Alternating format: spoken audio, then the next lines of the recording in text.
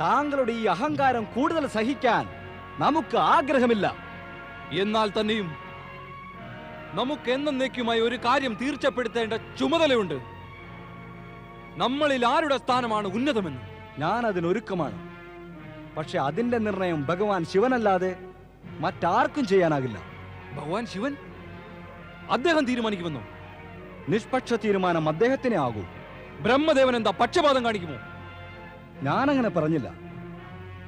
പക്ഷേ ഭഗവാൻ ശിവന്റെ നിർണയം സദാ സർവോപരിയും സർവപ്രിയവുമാകുന്നു. സ്വീകാര്യമാണ്. വരൂ, നമുക്ക് കൈലാസത്തിൽ പോവാം. തീർച്ചയായും.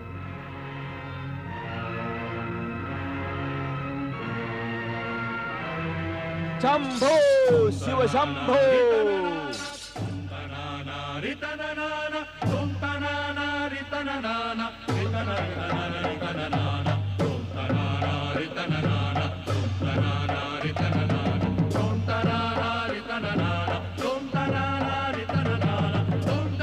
നാം ഭഗവാൻ ശിവനെ ദർശിക്കാൻ ആഗ്രഹിക്കുന്നു. മാറി നിൽക്ക് മാർഗത്തിൽ നിന്ന്. ആദ്യം പറയണം, നീ ആരാണ്? ഇതിനു മുമ്പ് കൈലാസത്തിൽ ഇത്തരം ഒരു വിചിത്ര രൂപത്തെ നാം കണ്ടിട്ടേയില്ല. നിനക്കറിയാമോ ഞാൻ ആരാണെന്ന്? ഞാനാണ് ദേവരാജൻ ഇന്ദ്രൻ. ഇദ്ദേഹം ദേവഗുരു ബൃഹസ്പതി. പറയൂ, ശിവൻ അദ്ദേഹത്തിന്റെ ധ്യാനപീഠത്തിലുണ്ടോ അതോ ഇല്ലയോ? ഞങ്ങൾ രണ്ടും അദ്ദേഹത്തെ ദർശിക്കാനാണ് വന്നത്.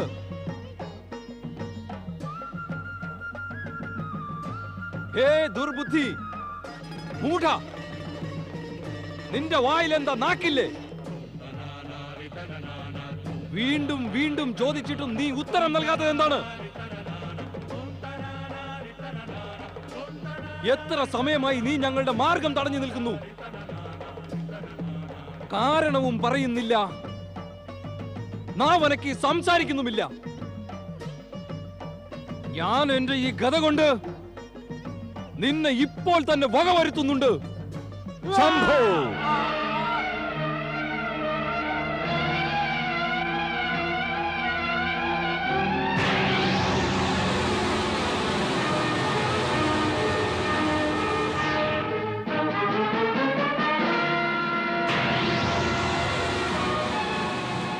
അരുത് ദേവരാജ, താങ്കളുടെ അഹങ്കാരം പരമശിവന്റെ കോപാഗ്നിയെ ഉത്തേജിപ്പിച്ചിരിക്കുന്നു. ഇദ്ദേഹത്തോട് ക്ഷമയാചിച്ച് ആ ക്രോധം ശാന്തമാക്കിയാലും. ഭഗവാൻ ക്ഷമിച്ചാലും, എന്നോട് ക്ഷമിച്ചാലും. ദീനരക്ഷക, ദീനനാഥ മഹാദേവ, ഇന്ദ്രൻ അവിടുത്തെ ചരണങ്ങളിൽ നമസ്കരിക്കുന്നു. അദ്ദേഹത്തിനോട് ക്ഷമിച്ചാലും അഗ്നിയെ ശമിപ്പിക്കണം ഭഗവാൻ. അന്യഥ അവിടുത്തെ ലലാടത്തു നിന്ന് ഉത്ഭവിച്ച അഗ്നി ഇന്ദ്രനെ ദഹിപ്പിച്ച് ഭസ്മമാക്കും.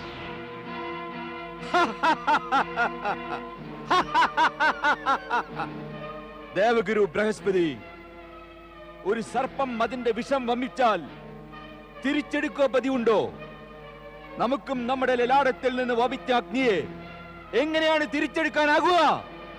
ദേവാദിദേവ മഹാദേവ, അങ്ങയുടെ ഭക്തർ സദാ അങ്ങയുടെ കൃപയ്ക്ക് പാത്രമാകുന്നു. ഞാനും അങ്ങയുടെ ആരാധകനാണ്. എന്റെ പ്രാർത്ഥന സ്വീകരിച്ചാലും എന്റെ ശിഷ്യൻ ഇന്ദ്രനോട് ക്ഷമിച്ചാലും അദ്ദേഹത്തെ രക്ഷിക്കണേ ഭഗവാൻ. ശംഭോ ശിവശംഭോ.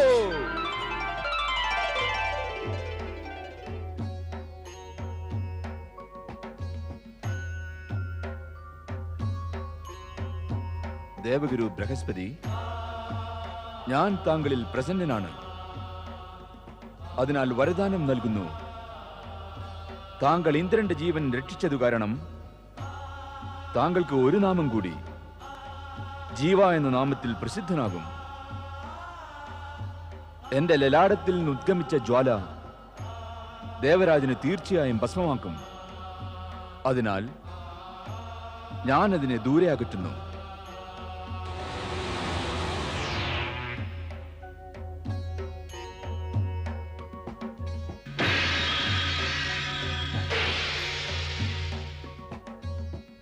എന്നോട് ക്ഷമിക്കണേ ഭഗവാൻ, ക്ഷമിക്കണേ.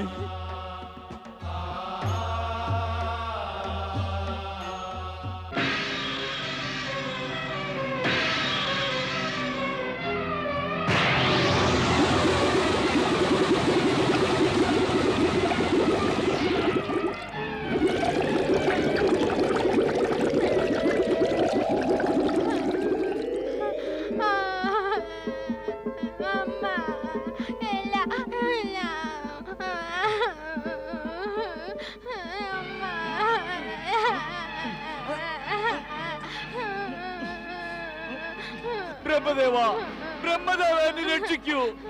ഈ ബാലിൽ നിന്ന് എന്നെ രക്ഷിക്കൂ ബ്രഹ്മദേവ. ബ്രഹ്മദേവ, എന്നെ രക്ഷിക്കൂ.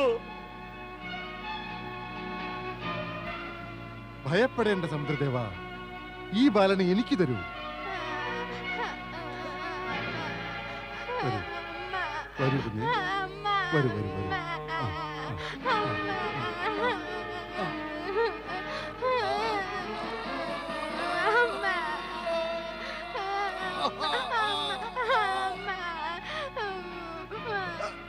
ശുക്രാചാര്യ, ദൈത്യഗുരു ശുക്രാചാര്യ.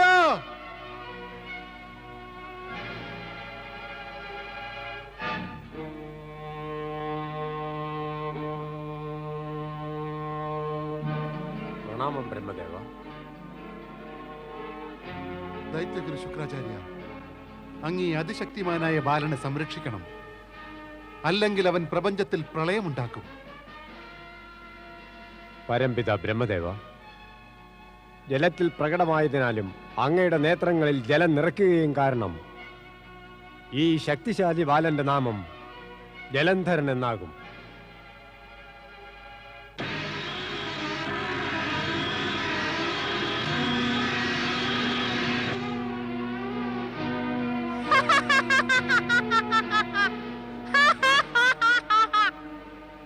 ദൈത്യ ശിരോമണി ജലന്ധര, നീ ദൈത്യന്മാരുടെ സമ്രാട്ടായി തീരുന്നതാണ്. അതേ ദൈത്യഗുരു ശുക്രാചാര്യ, ജലന്ധരനെ ദൈത്യന്മാരുടെ സമ്രാട്ടാക്കി അവൻ ഉചിതമായ സ്ഥാനം പ്രദാനം ചെയ്യണം. സമുദ്രദേവ, താങ്കളുടെ ഈ പുത്രൻ ജലന്ധരൻ ത്രിലോകങ്ങളിലും ഭരണം നടത്തും. വരൂ എന്നോടൊത്ത്. വിധിയുടെ ലിഖിതം അങ്ങനെയാണെങ്കിൽ അതുതന്നെ നടക്കട്ടെ. ദേവഗുരു ബൃഹസ്പതി ജയിച്ചാലും ദേവരാജൻ ഇന്ദ്രൻ ജയിച്ചാലും ദേവഗുരു ബൃഹസ്പതി ജയിച്ചാലും ദേവരാജൻ ഇന്ദ്രൻ ജയിച്ചാലും ദേവഗുരു ബൃഹസ്പതി ജയിച്ചാലും ദേവരാജൻ ഇന്ദ്രൻ ജയിച്ചാലും. ആസനസ്ഥനായാലും ഗുരുദേവ. ദേവന്മാരെ, ഞാൻ ഇന്നൊരു വിശേഷ വാർത്ത അറിയിക്കുവാൻ പോകുന്നു. അത് കേട്ടാൽ നിങ്ങളെല്ലാം സന്തുഷ്ടരാകും. വേഗം പറഞ്ഞത് ദേവരാജ. ആ വാർത്ത കേൾക്കുവാൻ ഞങ്ങളെല്ലാം അക്ഷമരാണ്. ദേവഗുരു ബൃഹസ്പതിയോട് നാം അനാദരവ് കാണിച്ചിട്ട് കൂടി അദ്ദേഹം നമ്മുടെ പ്രാണനെ രക്ഷിച്ചു. ദേവഗുരു ബൃഹസ്പതി ജയിച്ചാലും. പക്ഷെ ദേവരാജ, അങ്ങയുടെ പ്രാണൻ ആപത്ത് എങ്ങനെയാണ് ഉത്ഭവിച്ചത്? രക്ഷിക്കുവാനുള്ള സന്ദർഭം എങ്ങനെയാണ് ഉണ്ടായത്? രക്ഷ എന്തിൽ നിന്നായിരുന്നു? ഭൂതനാഥൻ ശിവശങ്കരനിൽ നിന്ന്. ശിവശങ്കരൻ? പക്ഷെ ദേവരാജ, ശിവശങ്കരൻ കാരണം അങ്ങയുടെ പ്രാണൻ എങ്ങനെ അപകടത്തിലായി? ഭഗവാൻ വിശ്വനാഥൻ പ്രാണരക്ഷകനാണ്. അദ്ദേഹം കാരണം ആരുടെയും പ്രാണന് ആപത്ത് വരാറേ ഇല്ലല്ലോ. സത്യം അത് തന്നെയാണ്. പക്ഷേ വിരുദ്ധ പ്രവൃത്തികൾ മൂലം രക്ഷകൻ ശിക്ഷകനുമാകാറുണ്ട്. അതായത് താങ്കൾ ശിവശങ്കരന് നേരെ എന്തോ അപ്രിയമോ അനുചിതമോ പ്രവർത്തിച്ചോ? അതെ, അജ്ഞത മൂലം. പക്ഷേ അജ്ഞത മൂലം ചെയ്ത ദുഷ്പ്രവൃത്തിക്കും അപ്രിയവും ദുഷ്പരിണാമവും ഉണ്ടാകുന്നു. ഞാൻ അങ്ങനെ ഒരു അവസ്ഥയെ നേരിടുകയുണ്ടായി. ആ സ്ഥിതിയിൽ ദേവഗുരു ബൃഹസ്പതി നമ്മെ രക്ഷിച്ചില്ലായിരുന്നുവെങ്കിൽ ശിവശങ്കരൻ നമ്മെ ഭസ്മമാക്കുമായിരുന്നു. ശിവകോപത്തിൽ നിന്ന് രക്ഷപ്പെടുക അഥവാ രക്ഷിക്കുക സരളമായ കാര്യമൊന്നുമല്ല. പക്ഷേ ശിവാരാധന കാരണം ഭഗവാൻ ശിവൻ നമ്മുടെ പ്രാർത്ഥന സ്വീകരിച്ചു, ദേവരാജനെ ഭയമുക്തനാക്കി. എനിക്കൊരു കാര്യം തീർത്തു പറയുവാൻ യാതൊരു സങ്കോചവുമില്ല. ശിവാരാധന മൂലമാണ് ശിവകൃപ നേടാനാകുക. ആരാണോ ശിവകൃപ നേടുന്നത് അവർക്ക് ദേവഗുരുവിനെ പോലെ അത്ഭുത ശക്തികൾ കൈവരുന്നു. ഇപ്പോൾ ഞാൻ മറ്റൊരു സത്യം കൂടി സമ്മതിക്കുവാൻ ഒരുക്കമാണ്. ഞാൻ നേരിട്ട ആപത്തിനു കാരണം ദേവഗുരു ബൃഹസ്പതിയോട് നാം കാണിച്ച അനാദരവാണ്. ഗുരുവിനോടുള്ള അവജ്ഞ കാരണം? അതെ, ഗുരുവിനോട് അവജ്ഞ കാണിക്കുന്നവർ അപമാനിക്കപ്പെടുക ഒരു ഉറച്ച സത്യമാണ്. അതിന്റെ കടുത്ത അനുഭവം എനിക്കുണ്ടായി. ഞാൻ അതിന് പ്രത്യക്ഷ പ്രമാണമാണ്. എന്നിട്ട് കൂടി ദേവഗുരു സ്വന്തം മാനാപമാനങ്ങളെ കണക്കാക്കാതെ തന്റെ കർത്തവ്യം നിറവേറ്റി. ഞാൻ എന്താണ് ചെയ്തത് ദേവരാജ? സംഭവിച്ചതെല്ലാം ശിവകൃപ മൂലം സംഭവിച്ചു. ശിവകൃപ എന്നോടല്ല, അങ്ങയോടായിരുന്നു. ഞാൻ സ്വയം അങ്ങയേക്കാൾ ഉന്നത സ്ഥാനത്താണെന്ന് വിശ്വസിച്ചു, അങ്ങയെ അപമാനിച്ചു. അതിനാൽ ഭഗവാൻ ശിവൻ എന്നോട് കോപിച്ചു. പക്ഷെ അങ്ങക്ക് വിദ്വേഷമുണ്ടായിരുന്നില്ല. അതിനാൽ അങ്ങ് എന്റെ എല്ലാ തെറ്റും മറന്ന് ശിവകൃപ എന്നിലേക്ക് പകർന്ന് എന്റെ പ്രാണന് രക്ഷിച്ചു. ഗുരുദേവ, ഞാൻ എന്നെന്നും അങ്ങയോട് കടപ്പെട്ടവനാണ്. ദേവഗുരു ബൃഹസ്പതി ഗുരുദേവൻ ജയിച്ചാലും ഗുരുദേവൻ ജയിച്ചാലും ഗുരുദേവൻ ജയിച്ചാലും ഗുരുദേവൻ ജയിച്ചാലും. ആയുഷ്മാൻ ഭവപുത്ര. ഇതാ, ഇത് ഗദയാണ് ജലന്ധര. ഇങ്ങനെ പിടിക്കണം. ശത്രുവിനെ എതിരിടുമ്പോൾ അവന്റെ ശക്തി മനസ്സിലാക്കണം. അവൻ എത്ര ബലശാലിയാണെന്ന് അറിയണം. നീ എന്നെ പ്രഹരിക്കണം. ഇവിടെ ഇവിടെ ഞാൻ നിന്നെ പ്രഹരിക്കാം. നിന്റെ തലയിലടിക്കും. സൂക്ഷിച്ചോ. അത്യുത്തമം, അത്യുത്തമം.